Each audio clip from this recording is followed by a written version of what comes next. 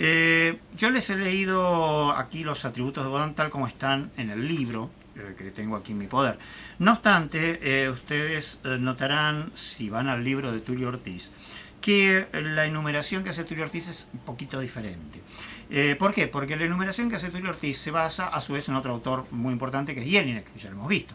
Y Jelinek, por ejemplo, agrega uno que es el de fidelidad y obediencia, omite otro, bueno, y esto tiene su cierta lógica también porque Baudin, aquí yo tengo el libro, ustedes pueden ver que en el libro de Baudin no dice 1, 2, 3, 4, 5, no es una enumeración, sino que Baudin se pone a hablar de los atributos de un poder soberano y, como ustedes pueden ver aquí, yo le he puesto unas marquitas para identificarlos en cada página, pero Baudin no hace una enumeración taxativa, no dice este es el primero, este es el segundo, este es el tercero, sino que directamente se pone a hablar de ellos, lo cual ha dado pie a una serie de interpretaciones sobre cuáles son estos atributos, cuántos son y cómo se denominan. Luego de Baudin, el concepto que ya da Baudin de soberanía pasa a otros autores y pasa a ser objeto de varias discusiones y de varias transformaciones. Concretamente, los autores que vienen a continuación son dos que ya conocemos. Uno es Rousseau en esta obra El contrato social y el otro es Sieyès en esta obra que es El tercer estado. Las diferencias entre ambos son muy marcadas. Rousseau escribe en una relativa tranquilidad, mientras que Sieyès pertenece a la época de la Revolución, es un personaje que inclusive participa en la Revolución misma. Esta obra, que es El tercer estado, es podría ser una especie de panfleto que escribe Sieyès en defensa del tercer estado cuando se discutía el tema de la duplicación de los representantes, mientras que El contrato social de Rousseau es una obra escrita en una época menos turbulenta, aunque Rousseau tuvo sus problemas personales también, pero con más elaboración, con más frialdad de pensamiento. En cambio, Sieyès escribe en una época más apasionada, más polémica. Vamos a tomar el primero de estos autores, que es Rousseau. Acá en El contrato social, Rousseau toma todo lo que había dicho Baudin sobre la soberanía y lo transfiere al pueblo. Es decir, para Rousseau la soberanía está en manos del pueblo. Y nos encontramos con dos grandes rasgos que marca Rousseau en el libro segundo, El contrato social, son 2 capítulos, donde dice lo siguiente: la soberanía es indivisible, se llama el primero de los capítulos, y la soberanía es inalienable. O sea, la soberanía no se puede dividir, se es o no se es soberano, no se puede ser soberano a medias, dice Rousseau. Y después dice, la soberanía es inalienable, la soberanía no se puede transferir. Entonces, acá es donde viene un aspecto muy interesante de Rousseau que va a dar pie a las conclusiones revolucionarias. Si la soberanía es del pueblo, si la soberanía no se transfiere, la gran pregunta es, bueno, ¿y qué es el gobierno? Bueno, el gobierno es un simple comisionado, una entidad que representa al pueblo, pero que la soberanía no la tiene siempre el pueblo para Rousseau. Y además, dice Rousseau, la soberanía no se puede dividir. Esto sostiene Rousseau. En Sieyès habla en términos muy parecidos a los de Rousseau, pero Sieyès dice algo que va a acarrear una serie de consecuencias políticas muy diferentes a las de Rousseau. Para Sieyès la soberanía la tiene la nación, mientras que para Rousseau la soberanía es del pueblo, es muy categórico en esto. Para Sieyès la soberanía la tiene la nación. Cuando uno lee esta obra, que es El tercer estado, al principio parece no haber gran diferencia con Rousseau. Rousseau habla del pueblo, Sieyès habla de la nación, parece ser más o menos lo mismo. En ambos casos parece ser una abstracción. No obstante, las consecuencias políticas de una y otra posición sí, con el tiempo, fueron muy marcadas. La gran diferencia entre Rousseau y Sieyès pasa por si la democracia es directa o es indirecta. Es decir, en Rousseau la soberanía pertenece al pueblo y no se puede transferir, mientras que en Sieyès la soberanía pertenece a la nación y la nación gobierna por sus representantes. Por lo tanto, en Sieyès la democracia es indirecta. En la clase yo les pediría aquí que sacaran la Constitución y leyeran el artículo 22.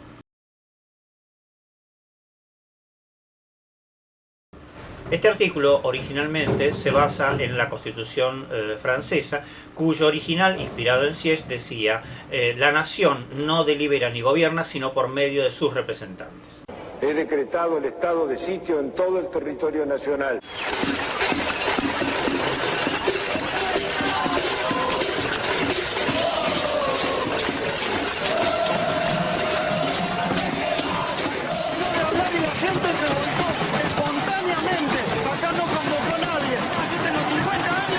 Hace un mes y medio que no trabajo y laburé todos los días de mi vida.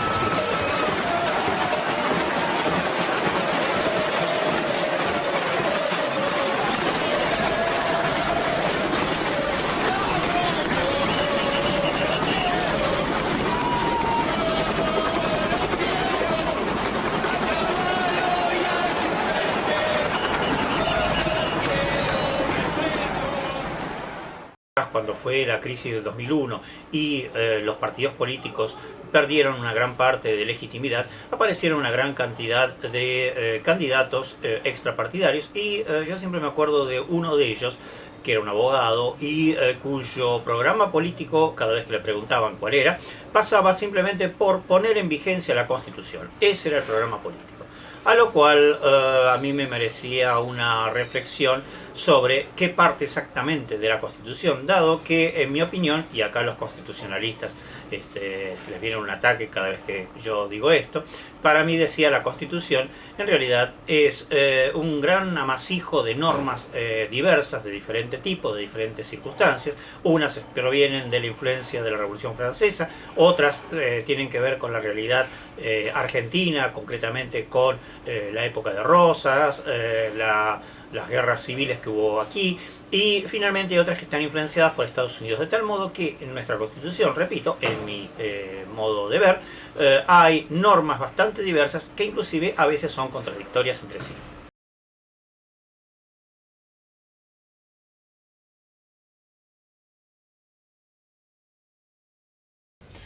¿Leyeron bien el artículo? ¿Vieron que se refiere a toda reunión de personas? O sea, dice, toda Fuerza Armada que se atribuya los derechos del pueblo y peticiona en nombre de este comete delito de sedición, comprensible en el caso de Fuerza Armada. Pero también dice toda reunión de personas.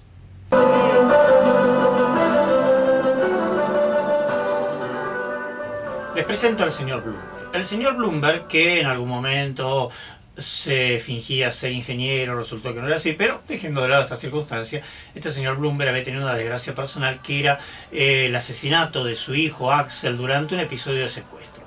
Esto condujo a que el señor Bloomberg comenzara a ser una figura conocida, comenzara a participar a convocar y a participar en marchas, y entonces reunía a los vecinos en las escalinatas del Congreso, en las escalinatas de tribunales y en diferentes sitios públicos.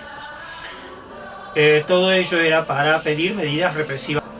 Ahora bien, el señor Bloomberg era un señor muy decente, muy respetado, mimado por la prensa, con una cantidad de abogados a su alrededor que lo asesoraban, es decir, no era uno de esos piqueteros despreciables, maleducados, ignorantes que cortaban los puentes. Entonces, este señor, con su cuerpo de abogados, con su asesoramiento y muy mimado por la prensa, resulta que convocaba a un grupo de personas arrogándose los derechos del pueblo y peticionando en nombre de este, con lo cual estaba incurso en la figura del artículo 22 de delito de sedición.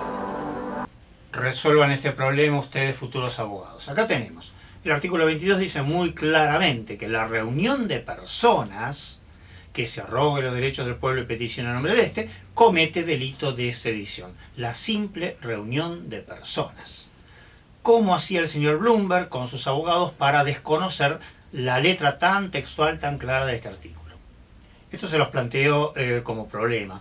El tema, reitero, para mí es que hay una contradicción entre varios artículos de la Constitución. Entonces los invito a ustedes a buscar algún artículo que permita resolver este dilema, este problema que plantea el artículo 22 con su letra tan clara, tan tajante. Reunión de personas que se arrogue los derechos del pueblo y peticiona en nombre de este comete delito de sedición, por un lado dice claramente el artículo 22, pero algún otro artículo que permita de alguna manera que el pueblo, sin embargo, se movilice, salga a las calles, participe. Es decir, artículo inspirado en Rousseau frente a este artículo 22 que está inspirado en Sieyès. Alguno podrá decir, bueno, pero está el derecho de peticionar a las autoridades. Efectivamente, el artículo 14 establece este derecho, pero he aquí que el artículo 14, leído por Vidar Campos, ya fallecido hace un tiempito, un famoso escritor, jurista y escritor muy conocido en los ambientes así de nuestro medio, Vidar Campos, con el artículo 14 en su manual de Derecho Constitucional, con el artículo 14, y viendo lo que decía el artículo 22, Vidar Campos buscó la manera de hacerlos, intentar hacerlos congeniar, y resolvió que el artículo 14, cuando se refiere al derecho de peticionar, se refiere a la petición individual. Es decir, si yo voy a un escrito todo respetuoso y lo presento ante las autoridades, solo, individualmente, estoy entonces bajo la figura del derecho a peticionar. Ahora, si yo junto un grupito de personas, entonces estoy bajo el artículo 22, estoy cometiendo sedición.